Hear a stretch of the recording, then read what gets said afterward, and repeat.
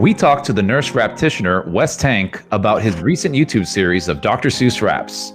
You are listening to episode 428 of the unofficial Universal Orlando podcast.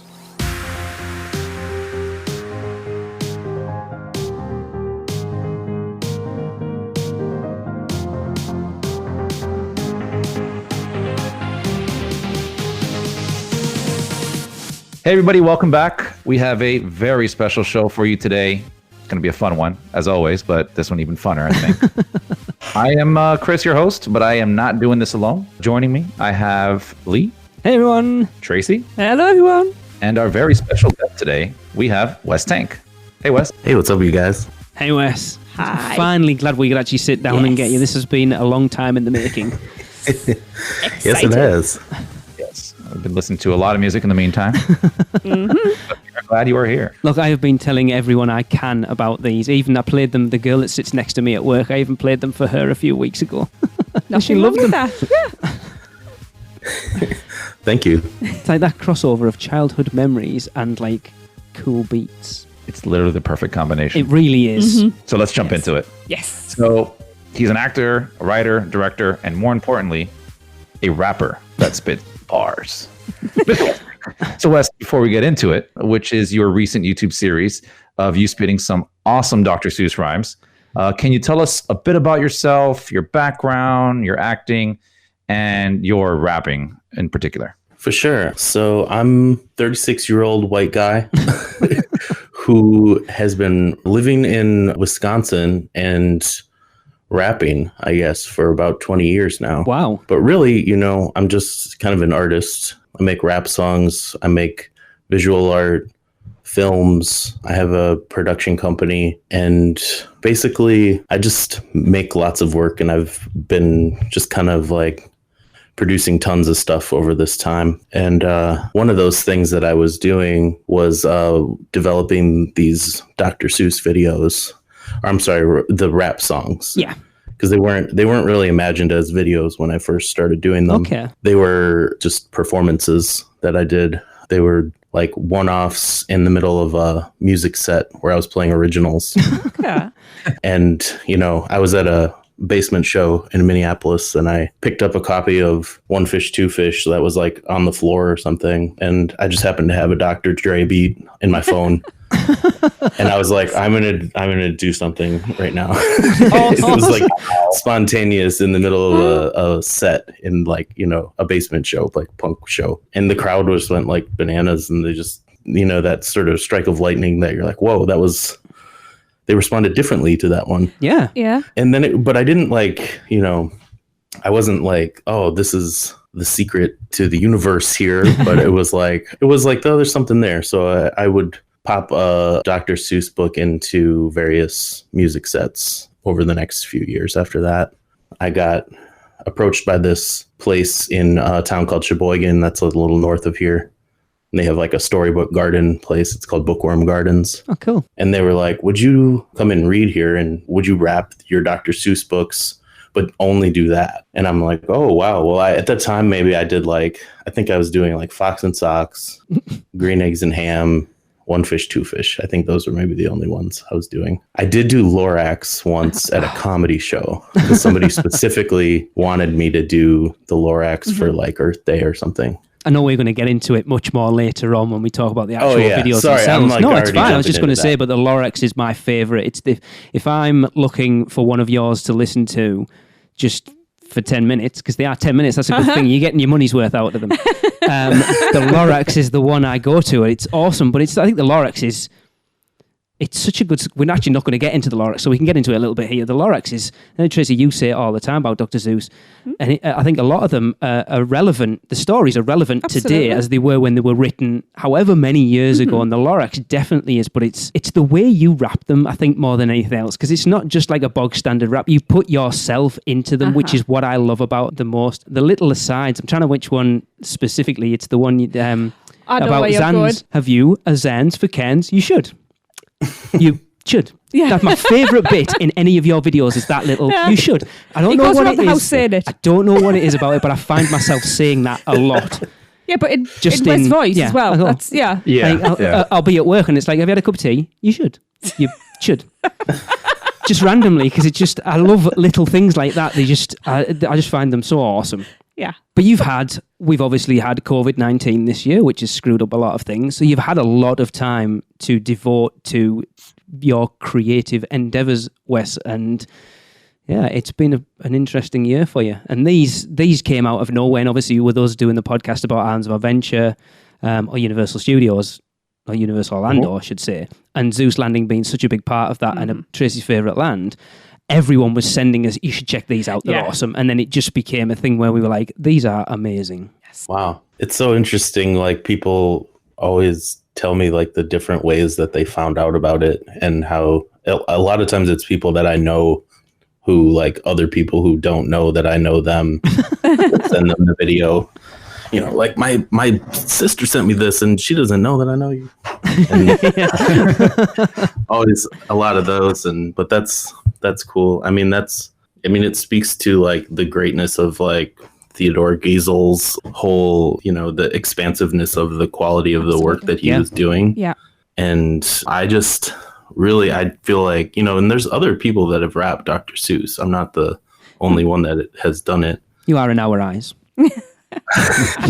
And but like, rap is funny because it's just sort of it's like a really competitive genre. Like, it's like everyone's trying to be the best rapper. And, you know, I don't come at this from like a rapper perspective. I've never really like taken on that type of persona. I'm just like more like a librarian. I'm like, look at all these great books. Like, let's find ways to, you know, engage with them and make them, you know, keep them feeling relevant with younger audiences. And I sort of stumbled onto this thing that like, once I started creating it more as a concept and realizing that like, it's very important that it be Dr. Dre and Dr. Seuss. Because it's like, it's funny because of the doctor thing. Yeah. But there's something about Dr. Dre's beats in particular that build, and the pacing of the way that his beats build matches the pacing of the way Dr. Seuss books build. It's like they fit so well. It was like they were made for each other. Yeah, well, you get like the iconic Dr. Seuss stories and iconic Dr. Dre beats, and boom. Match made in heaven. Oh, they really are. They really are. They work so well. Like I say, we'll get into it a bit more later, because the amalgamation of the two is just so interesting, because the background beats that you've picked with the specific books you've picked, I want to discuss how that came about, because they work. You kind of just stumbled across it, because the ones you've picked work so well with the books you've picked. Anyway, but I love these so much. I listen to them constantly. You're a bit excited there, aren't you? I love them. It's just... Who's the Zeus fan? Even our daughter, I listen to them in the bathroom. I'm going to embarrass myself. Our daughter is sick to death because her bedroom is next to the bathroom, and she's sick to death of hearing them at this point, because they're on all the time. But she's 16. She doesn't know anything about She doesn't music. like anything at the moment. No, She's she 16. doesn't. Yeah, that's a time to go through, I guess. Yeah. We're all going I'll through be glad it. when she's finished it at this point. I think what would be even funnier is like she's never heard the actual Dr. Dre songs and only associates it with these lyrics. And then now she hears it on the radio. She's like, oh, another Dr. Seuss song. How the hell is this on the radio? Oh, right, yeah.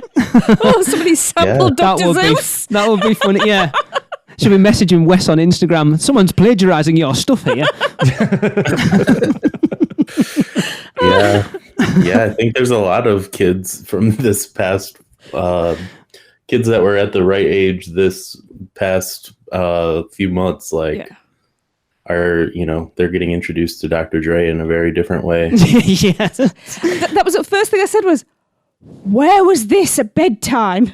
Like 10 years ago. It's good though, because it's a great way of introducing another generation. I know Dr. Seuss has like completely skips generations. It's a generational thing. Parents pass it down. But it's another way of introducing those in a more modern way and getting kids interested in that as well, It's which also not really a thing here.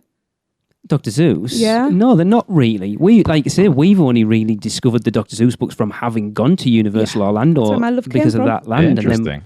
And we have all the books now, and it stems from that, because they're not. I think if you ask a lot of British people, they wouldn't. Maybe We know from the Grinch and from Cat in the Hat. from the movies, but yeah. not necessarily from the books themselves. They're missing out. Yes. It's a whole empire. It It is. really is. It is. And I happily live in the middle of it. Yes. Right. So since we approached you to be on the podcast, which has been a while, it's been It a really journey. has. As soon as I found those videos, like I need to get hold of Wes. We need Wes on the show. Yes. It's been a really busy time for you. So Yeah. tell us about Cadoodle and everything else you've got going on. Cool. Yeah, thanks. So I was in the middle of the beginning of the year, and I'm producing all these videos for my production company, Tank. And I work with a lot of like nonprofits and educational companies and different things like that Awesome. that sort of rely on funding in different ways. And basically, suffice it to say, all the budgets like got frozen essentially when the shutdown happened. Yeah. Mm-hmm. And so suddenly I found myself with like nothing to do. And that's like never happened to me because I'm just constantly, I've been busy the last few months, but I'm always like busy. Yeah. It's just something that, it's just the way life is, I guess. I was like walking around a lot and thinking about like, what should I do with this time? And I essentially I was out picking up trash and putting it in because like the park across the street from my house was just like filthy. The snow had just melted. All the trash was revealed. Ugh. I was like, I need to like clean up this park. That sounds like a really bad zoo story. I know. I know it has the makings of something like that. So while I was doing that, I started thinking about, I was wearing gloves and stuff, but I was like, you know what? This probably is not a good idea to do during a pandemic. No. Like, I was like, maybe I'll just save the trash for next year once like we can walk around amongst each other. During that time, I got the idea to record some of these Dr. Seuss songs that I had been performing at Bookworm Gardens. I did that and it got posted to Reddit and it went viral pretty quickly after I did Fox and Socks. And then I was like, okay. And it was great because I didn't have work. I was like, okay, I'm just going to, become a YouTuber and just do this. Plenty of people make a living off it now, apparently. Yeah. And essentially I'm like, okay, so just responded to the situation I was in with like the abilities that were in my toolkit and started doing them. Things started taking off. We got approached by this company called Cadoodle that is a kids streaming service out of Calgary, Canada. Okay. And they're like a kind of an amazing godsend that was like, they were like, we really love what you're doing. We really want it on our platform. Can we work together? And I was like, yeah. So I gave them the videos at the time because they were like, look, we're a safe alternative to YouTube. So there might be kids that can watch your stuff on YouTube, but then it can, YouTube is not like a lot of parents won't give their kids free reign on YouTube. Yes. Yeah. It's a dark algorithm. Yeah. Yeah. Yeah. And it's predatory and it's not cool. Mm-hmm. Yeah, no, never thought of that.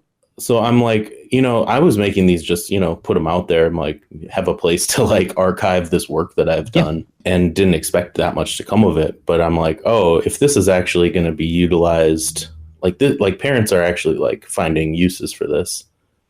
And teachers who are suddenly like virtual teaching and need to send videos to their students, like to just try to like get their attention. I'm like, okay, well, why don't I do this? They said, I can still post anything I want on YouTube and it's like all good. I just like, will start giving them these videos and they'll put them out. Well, that went on for a while and it was great, but the videos kept doing better and better and it kept going viral.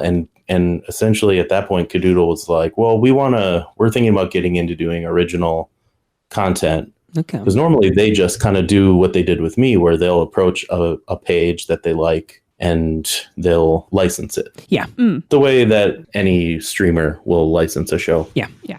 So they asked me if I want to do this. I had already been thinking about like, how can I do something like in a similar format, but more original and not dealing with copyrighted material where, there's like a little bit of a questionable, like, is this parody or is this like a cover, or what is the, how do we legally define this? I'm like, I don't have that problem because I'm a writer and a rapper and I can make my own songs and stuff. Yeah. So then basically we developed this show called Story Raps that is now up on the Cadoodle platform, and awesome, where we produce an original song, basically a children's book and a video, like every week. We technically do about 3 per month, but with the way our schedule has gone, we really haven't had a week off. Yeah. So you said you're creating the story as well? Yep. Wow. But so basically they wanted us to do stuff that had a recognizable aspect to it. So they were like, would you take public domain content and make it your own? Okay. So things like old English fairy tales like the Three Little Pigs or the Three Little Bears, things like that, or Aesop's Fables. We did Tortoise and the Hare, Mother Goose, nursery rhymes and stuff.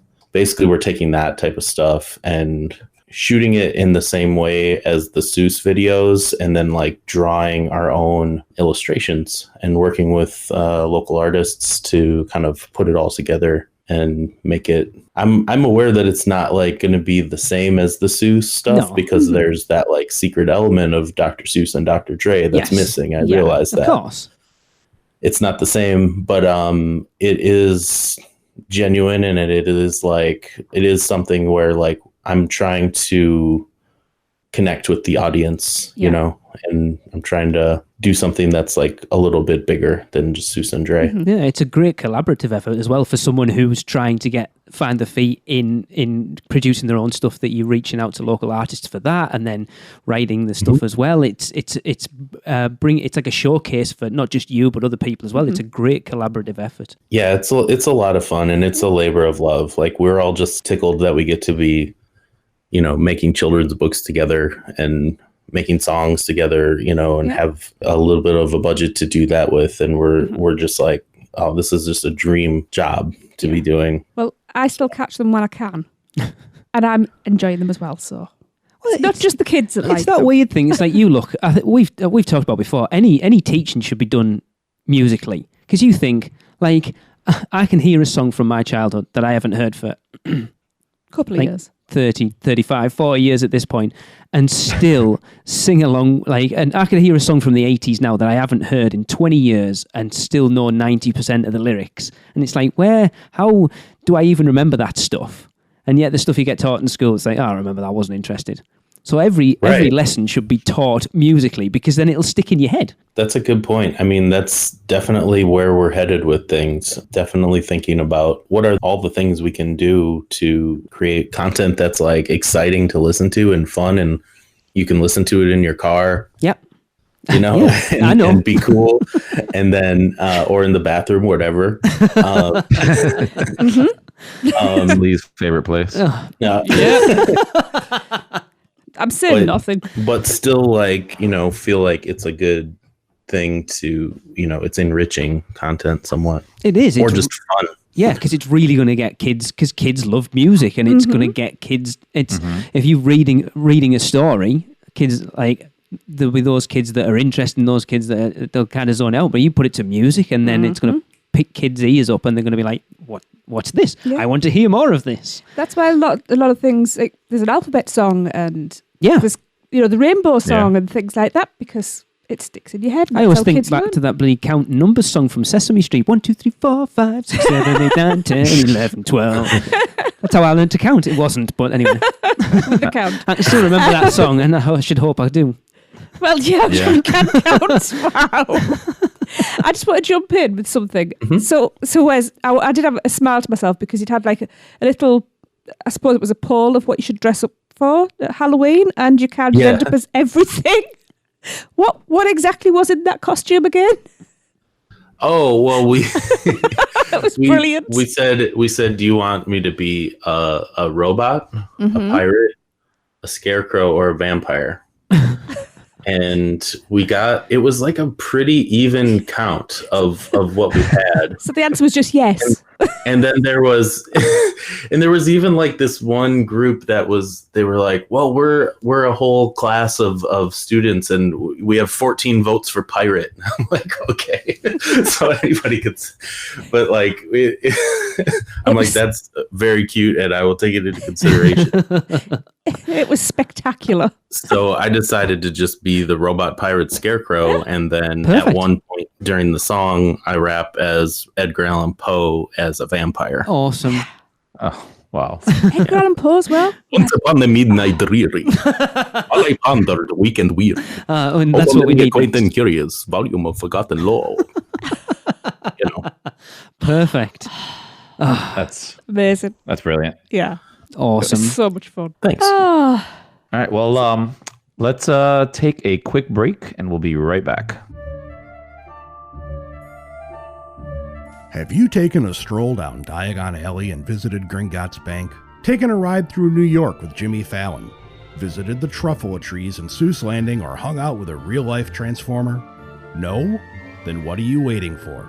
At Universal Orlando Resort, there truly is an option for everyone. Or if you're leaning a little more towards pixie dust rather than wands and potions, Disney destinations around the globe await your arrival.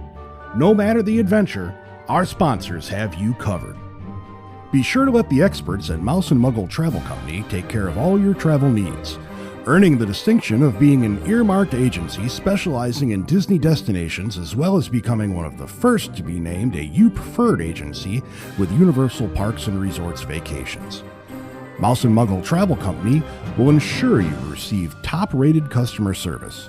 Just visit mouseandmuggle.com to fill out a no-obligation quote request, or send your request to info@mouseandmuggle.com. Their team can take care of you no matter where in the world you want to go.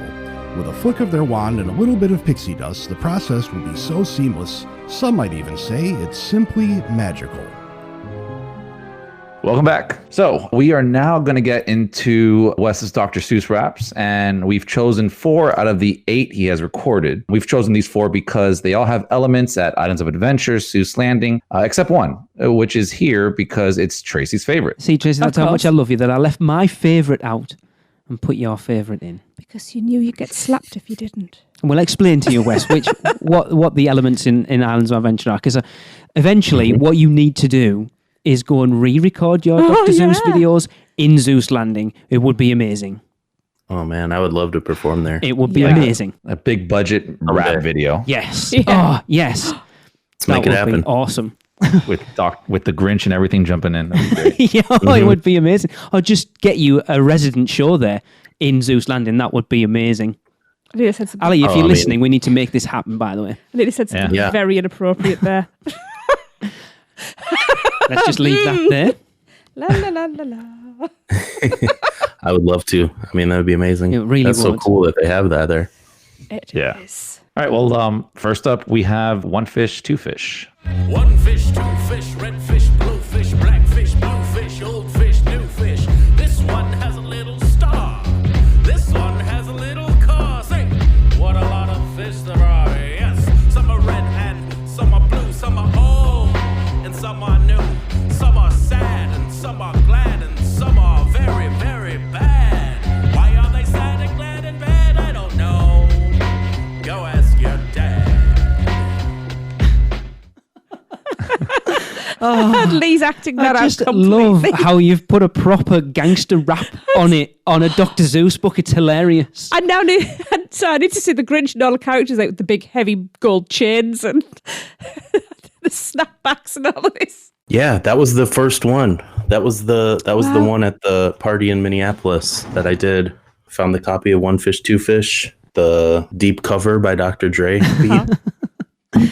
It just works so well. does. Because the thing is, as well, the attraction at Islands of Adventure that's based on is a spinner ride, but you control, so it's like a spinner attraction with red fish and blue fish, obviously, with the actual One Fish, Two Fish song playing. So what I want to see is them get rid of that song and put your rap on there. Because you have to, it tells you to go up, up, up, or down, down, down, and it squirts water. So if you get the song wrong, you get squirted in the face, basically. Oh, that's cool. That would be awesome. So going back to what we kind of talked about earlier, was there any? So the music, we said the amalgamation of the music and the books together feels like it wasn't just it didn't just happen that you sort of chose the specific music to go with that book. Is that a case, or was it just a lucky accident? It was such a lucky accident. I'm sorry to say. That's was sometimes how the best things are made.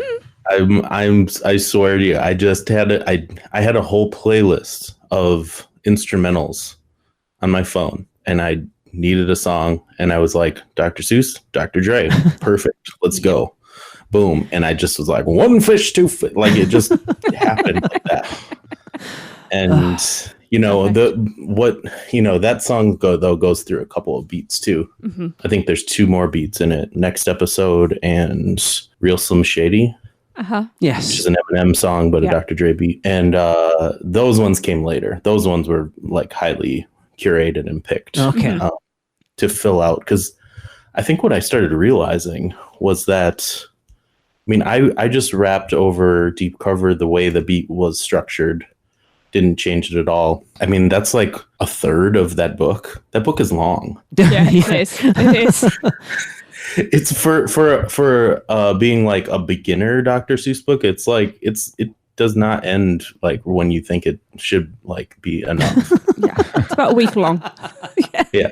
Maybe the attention span is different now than whenever they made that. Quite possibly, yes. That is quite possible. It was an earlier one, wasn't it? Maybe the 50s or 60s. That was when I started realizing too, I'm like, I can't just have the one beat from this song like looped 3 times. There needs to be some sort of a narrative like response to this with the beats. And when it's like, what's the part of the song that happens there? It's like the Zans, like he's like, yeah, it's like, or no, it's it is the Zans, but it's also, that's my favorite bit, the Zans, because you should. Yeah, right. That's your favorite. It's so epic. The music is so epic, and it's my hat is old, my feet yes, are cold. I love have that a bit. bird that I like to hold. Yeah. Like the fact that character gets such a big epic introduction by those like strings of the buildup, and it's going to be da da da da da, but instead of da da da da da, it's like my hat is old, my feet are cold, I have a bird that I like to hold. Oh my god, I'm in heaven! I'm getting a live performance. It's amazing. Yo, the voices totally come from the pictures. Like I look at the pictures and I think about how that guy talks. Yeah, it's perfect. Yeah. That's what happens. That's what I'm saying. You could have just wrapped them all. Just basic Wes Tank, and you haven't. You've put different characters onto them, and it's so good. You got to do the voices. It's so good. Otherwise, it's like are you reading a children's book? What are you doing? Exactly. Are you rapping? Yeah. Are you reading a children's book? I don't know. Do the voices always. Some of these, the one we're going to talk about at the end, very specifically, they kind of build up. This is an easy book. I've watched your blooper reel. And Fox and Socks, I'll bury the Fox and Socks, which we're putting on as the last one. How the hell you managed that? It must have been done in multiple takes, but we will discuss that later. These are, like, this man, I don't think he was right in the head, because some of the words that he makes up are just absolute nonsense. He was very creative. Not nonsense, inventive. Nonsense. Thank you. Trendsetter. Like the Lorex is very specifically, like what a snurgly hose is, I do not know. I use that word daily, I don't know what you're talking about. And these weird creatures like the brown babaloots. I actually call the dog a brown babaloot now because of that. She's not brown. I know she's black, but I call her a babaloot. I don't even know what one is. Even like things like Yelp. Yep. Like we Yelp for help. Like I'm like, was on his book, there was a Nook. He has a Nook. And I'm like, Nook. I'm like, did Barnes and Noble, wait a second. Yelp? Are these things coming? Like, I feel like Dr. Seuss is just generating business names. Quite possibly. It's like everybody, because his words that he makes up, they're sort of undefined in a way. They're like so unique and they stick. Yeah. And I'm like, does he own copyright to the words that he invented? Interesting. On those things. That's a thought. Because it's like, you can imagine when he sat and wrote them, it's just like, I need a word to rhyme with this. I'll just make one up. That'll do. And why not? It's called artistic license. There isn't a word that rhymes with that word. I'm just going to make one up. Like I a see, thneed. no problem. What's a thneed? Everyone needs a thneed. Need. Yeah. It's just crazy, but they're I brilliant. love Like it always kind of got me that these are kids' books, teaching kids how to read, and then you're teaching them to read words that don't really exist outside of those books. Yeah, but if you can pronounce these words, you can pronounce any word. That's very That true. is a very good point, Yes. Chris. You are right. And it's fun. True. Oh, it is. Yeah, it needs to be fun, but Of course yes. it does. Yeah. I mean, it's kind of like they're trying to teach kids to sound out words by the letters and not by the meaning of the word. Quite So possibly. thneed, it really you have to thneed. It's like THN. Yeah. Yeah. No word does that. Yeah. I don't think there's any word in the English language that starts with a THN. No, I can't think of any. Ah, hilarious. That's me. There's an English Very well, word. well played. There's an English word. I'm not going to say it. There's an English word. I have many conversations I'm with our worried. American friends Oh, that we no, pronounce no, a different way from you Americans, because apparently the way we say it isn't a way it should be pronounced. When we stop recording, Wes, I will tell you it's not a very nice word, but it is a word that you guys pronounce with a different vowel than it's actually spelt with. And because most Americans tell me that the three words that start that letter, they just don't go together. And I'm like, oh, it does. But anyway, no one knows what I'm talking about right now. So we're Tracy, please move on. Okay, let's move on and check out the Cat in the Hat then, shall we please? Boom! Something went bump. How the bump made us jump. We looked and we saw him step in on the mat. We looked and we saw him, the cat in the hat. And he said to us, why do you sit there like that? I know it is wet and the sun is not sunny, but we can have lots of good fun that is funny. I know some good games we could play, said the cat. I know some new tricks, said the cat in the hat. A lot of good tricks. That was so difficult to pick a 30-second clip out of that because I love the first 30 seconds of it are perfect, but I really like bump. Something went bump. Again, it's Wes Tank putting your thing on it, and it's awesome. Thank you. Wes, has anybody ever told you have a very soothing voice? Thank you. There's something about hearing Dr. Dre beats that are really hyped up, and then when you're singing it, it just kind of gets you and like just takes you on this ride. Yep.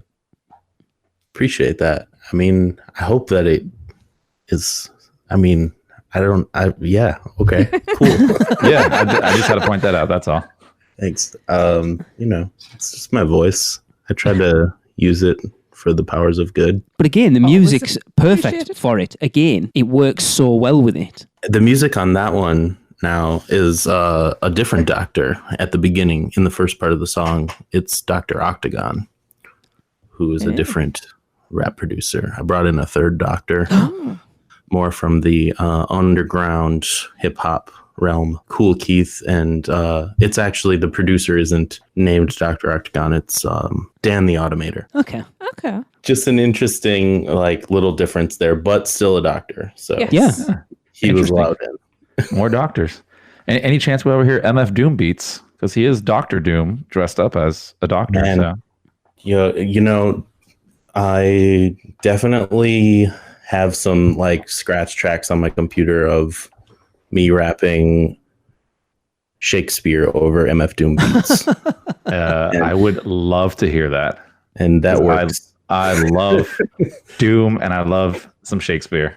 Yeah, some Doom Spear.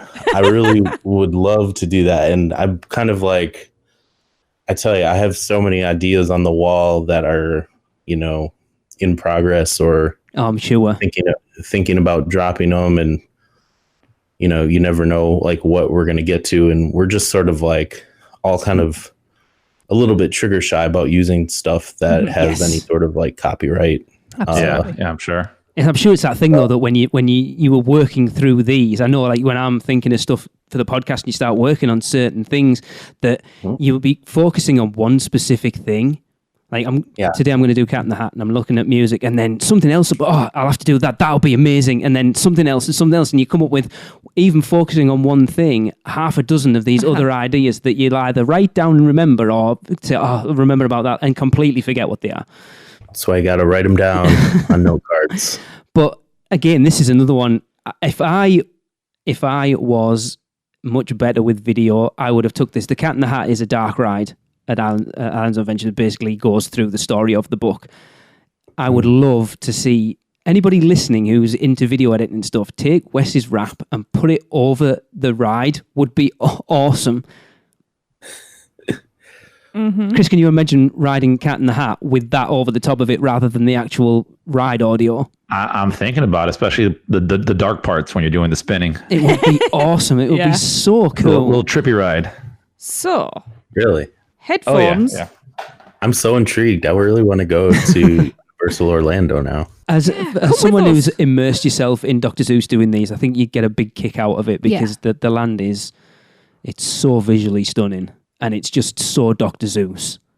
Yeah. There's a reason I fell in love with it. Yeah, it's awesome. But yeah, the Cat in the Hat's a great one. It's another one, probably after the Lorax, it's probably the one that I listen to the most. Okay. Especially the first minute or so is awesome. Cat in the Hat is like a really interesting book because it was written essentially off of a list of words that the publisher gave him. Okay. Yeah. They were like, we want a book for kids that's going to like include these words because we need kids to learn these words. I didn't know Keywords, that. Yeah. Huh. And he was like, okay. And then he like came back the next day. It took him one day. I'm just kidding. Probably did. I believed you. I was like, yeah. Yeah, well, I did for a Yeah, second. the next day he showed up. He had the entire book. And the written, drawings. illustrated, colored in, published. He even published it. No, I'm just, Cartoon series done a lot. So you know that you've got the sequel already planned out, that your next video has to be the Cat in the Hat Returns then? oh yeah, Because I'd got this confused, because there's like a million things in the next one, isn't there? yeah. I'm not gonna lie. I actually have not read The Cat in the Hat Comes Back. If he would have returned without the hat, then there's a story. Yes, that would have been more interesting. Yeah. Cool. Yeah, I love the Cat in the Hat one. Like I say, I'd love to see it. Someone take it and put it over the ride, because there's tons of ride videos on YouTube just to do that, and it would be to see how well it would work. It would be awesome. I'm taking headphones next time. Yeah, and just listen to it. Well, we have the penultimate rap. Let's listen to this one. Green eggs and ham. I do not like them in a box. I do not like them with a fox. I do not like them in a house. I do not like them with a mouse. I would not eat them here or there. I would not eat them anywhere. I do not like green eggs and ham. I do not like them, Sam, I am. A train, a train, a train. Could you want a train? Not on a train, not on a tree, not in a car. Sam, let me be. I would not, could not in a box. I would not, could not with a fox. I would not eat them with a mouse. I would not eat them in a house. I would not eat them. Oh, green eggs and ham. Who doesn't like green eggs and ham? Green Eggs and Ham at the Park is actually a small quick service restaurant that technically doesn't serve green eggs and ham. It used to serve a green eggs and ham sandwich. It now serves tater tots. Yes. Oh, there's tater tots with green eggs and There ham on is. it. Yes. And who hash. But the building is the shape of a green ham, not green eggs. No green eggs, just green ham. Green ham. The eggs are actually sunshades on the tables, which are held up by giant forks. It's very inventive. So the music again, Wes, is perfect for it. Good. Was it just a happy accident again, or? I would say that Green Eggs and Ham was actually like the second one that I developed because I wanted to see like, oh, does this work with other books?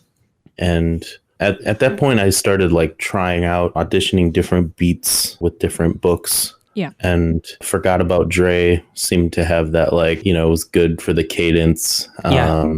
I wanted to do sort of a similar flow that like Dre and M kind of do on Forgot About Dre, but doing it with Green Eggs and Ham, such a iconic, repetitive flow. Like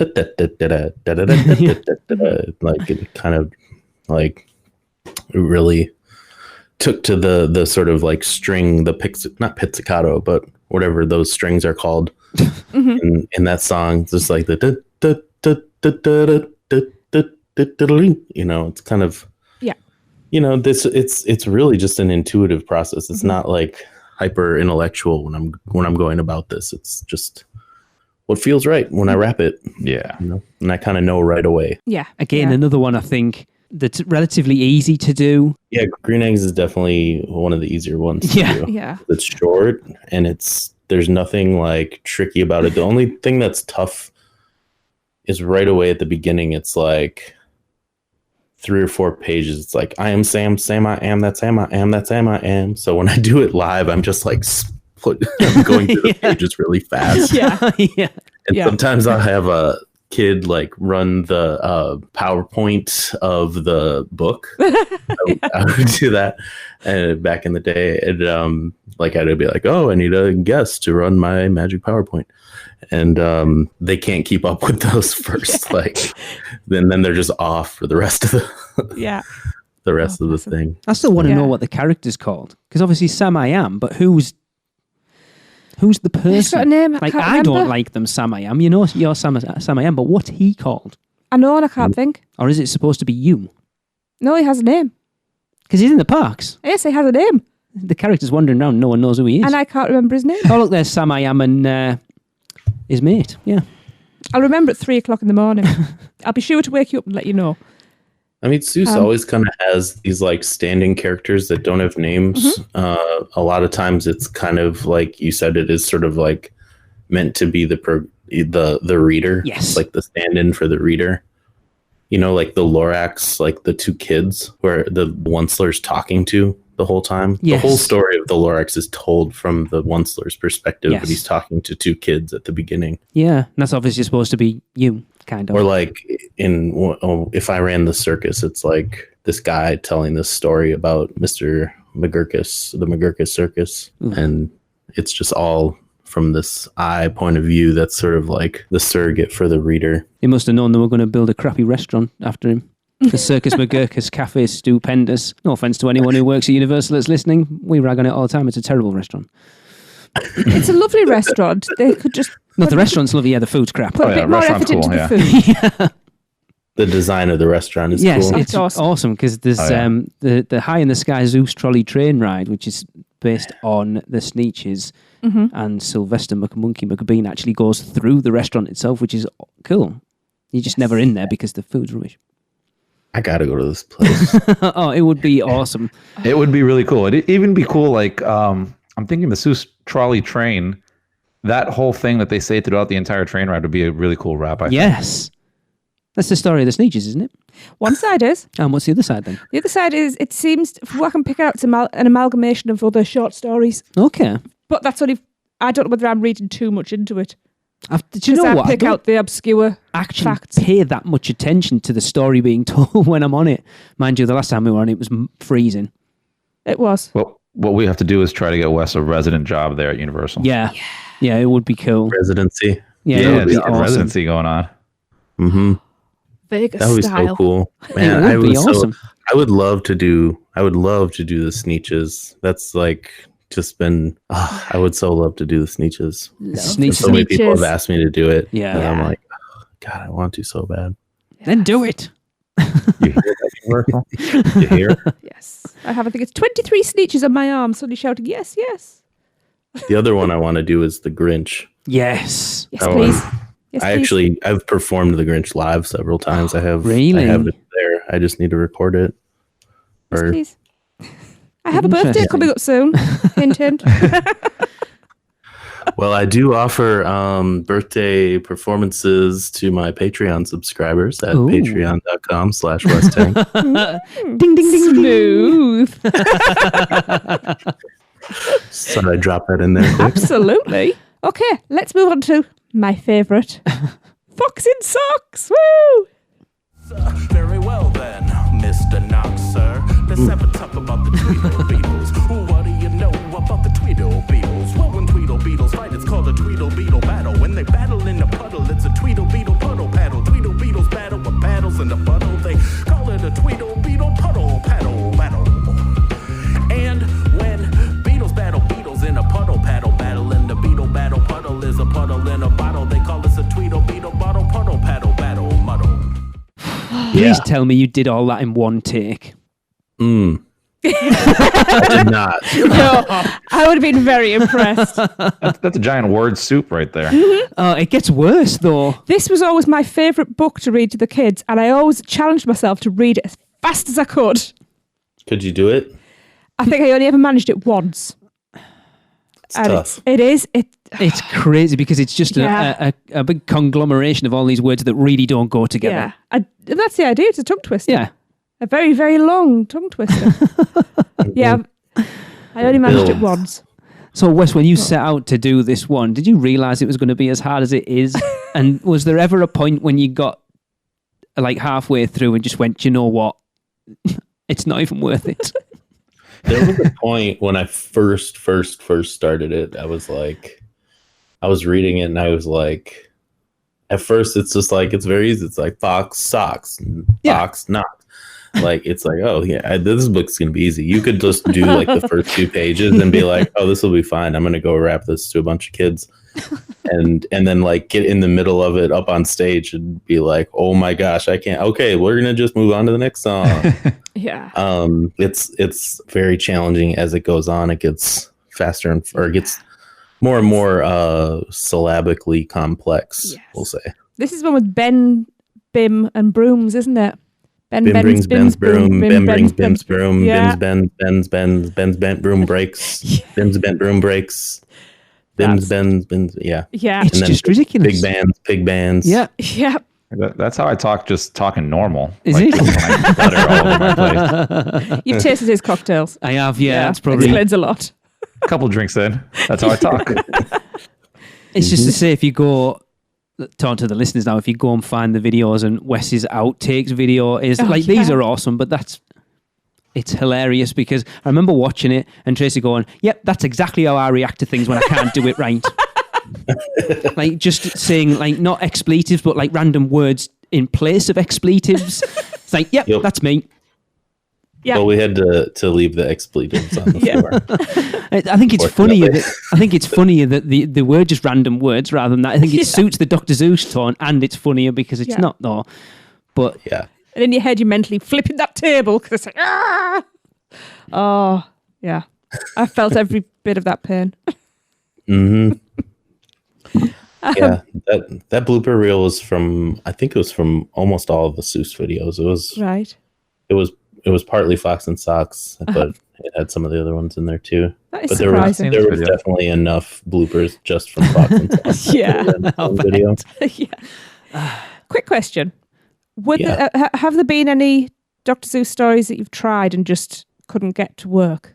Couldn't get. I really worked on If I Ran the Circus. I was close. I would have gotten there had I been able to just keep making videos at my leisure. But that one was really tough. Oh Say Can You Say is really tough. I know I would have broken it eventually, but like that was a very tough one. That was like once I started doing these, people just started like suggesting like, oh, you got to do this book or this. you mean like book. Tracy did with Too Many Daves? It's a tiny story. And I didn't suggest it. Like, don't. Yeah, that's really cool. But like, I know I love it when people suggest stuff to do because I'm like, oh, I didn't even know. I wasn't even aware of Oh Say Can You Say. I don't know. And that one's like, that one is probably the spiritual sequel to Fox and Socks, but it's like even more intentionally difficult. Oh, I need to find it. Have we got it? No, we don't have that one.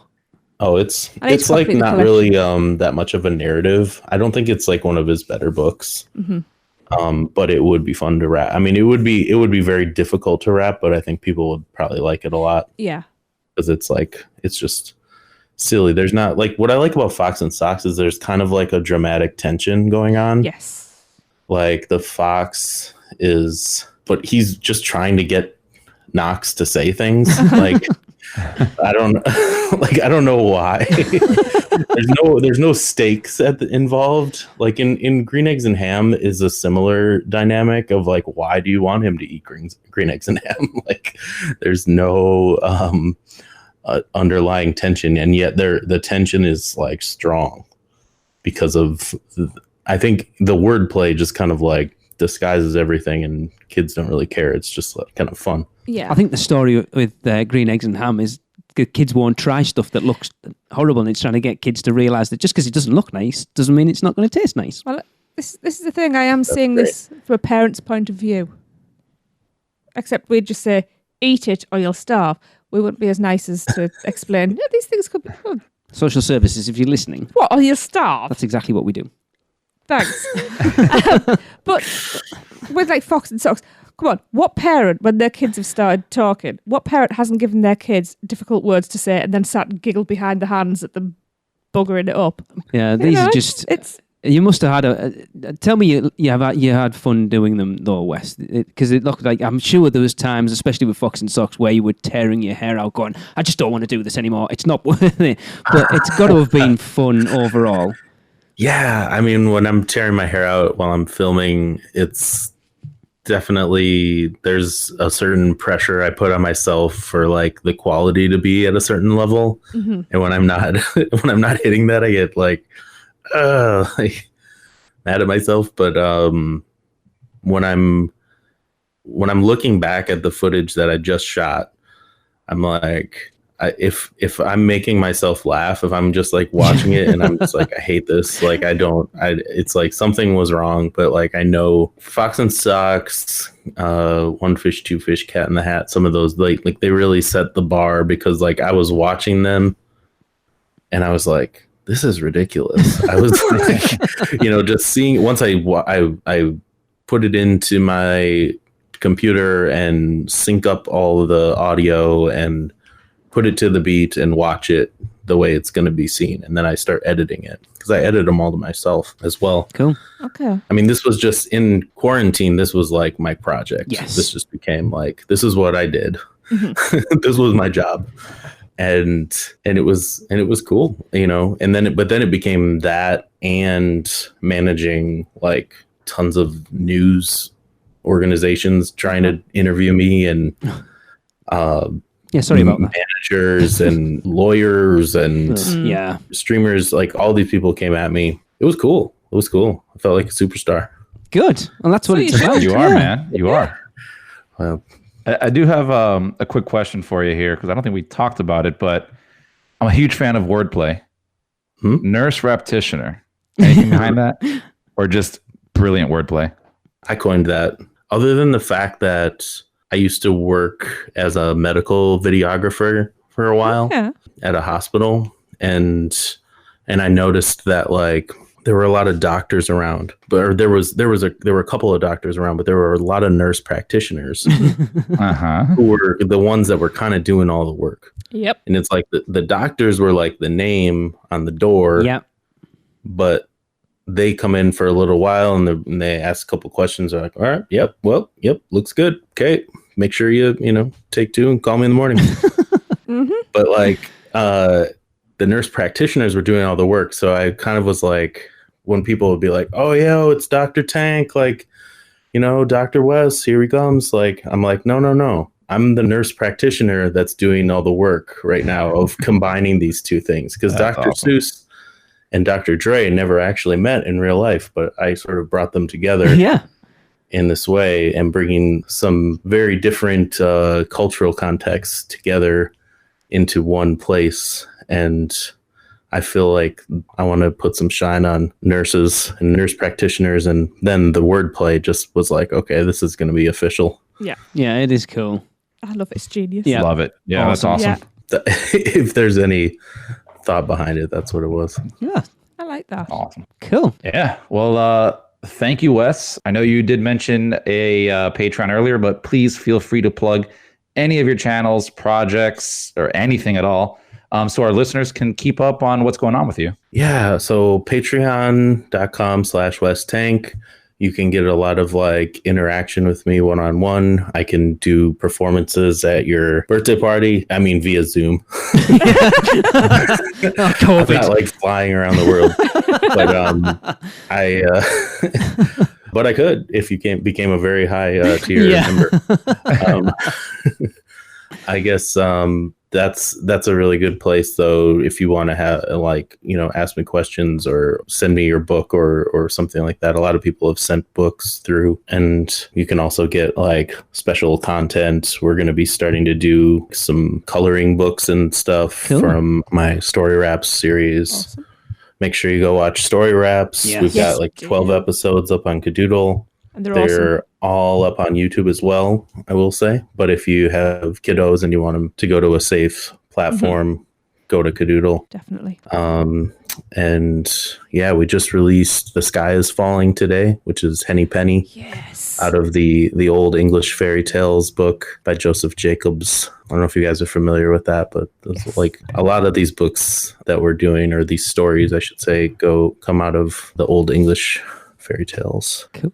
We basically redo Henny Penny to not be so much about what the actual story is about, but making it more about how to deal with your fears and how to handle anxiety in a time when everybody's a little bit like on edge. Yep. Perfect. There's a lot of noise. It's just about trying to like calm your mind and control the things that you can control and do the things you can do. Much like when I did the Dr. Seuss videos, that was like what I could do, you know? Mm-hmm. Oh, and you know what? I should let you know that the videos are all going to be going up on Dr. Seuss's page very soon. Awesome. Awesome. Wow. Awesome. So, and I haven't really spoken about that publicly, but Cool. Wow. I mean, those videos Oh, are so well congratulations, that's produced as brilliant. well, Wes. They are like, the raps themselves are great, but you doing them as well, like I've said all the way through this, you've put you on them, and they're just so good to watch. thank you very much. Yeah. Yeah, go to my Instagram at Wes_Tank. And yeah, there's a lot of people rapping Seuss out there, you know, and that's fine. There's only one. Like it's Yeah, but the one you're listening to right now is the filet mignon of Seuss. Exactly. Absolutely. So, you know, you can have a hamburger, but why are you going to have a hamburger if you had filet mignon? That's all I'm saying. Or even green eggs and ham. Yes. yeah. Awesome. Cool. Well, yeah, again, thank you, Wes, for coming on. I think we all really enjoyed it a lot was here. awesome. Yeah. So that's, Thank you. yeah, definitely. And that will do it for another unofficial Universal Orlando podcast. And we will finish just as we always do with another Universal Is. And this one comes from Rudy Ryan. Now, if you want to help wrap up the podcast, all you have to do is send us what you think Universal is in 3 words or less to podcasts@uuopodcast.com. And we will end the show with them. So, but for now, Rudy says Universal is heaven on earth. See you next week. Guess that wraps things up for another unofficial Universal Orlando podcast. You guys did all right. Follow us on Facebook, Instagram, Twitter, YouTube, and Pinterest, keyword UUO Podcast. Listen and subscribe to us on Apple Podcasts, Spotify, Google Podcasts, Stitcher, or anywhere podcasts are found. You can find our blog at uuopodcast.com. Send us your spews, which Lou gets your poo recordings, questions, or comments to podcast@uuopodcast.com. Check out our friends, the Theme Park Duo, and our awesome sponsors, Mouse and Muggle Travel Company. So, until next time, don't give up your day job. Say cheese. See you later.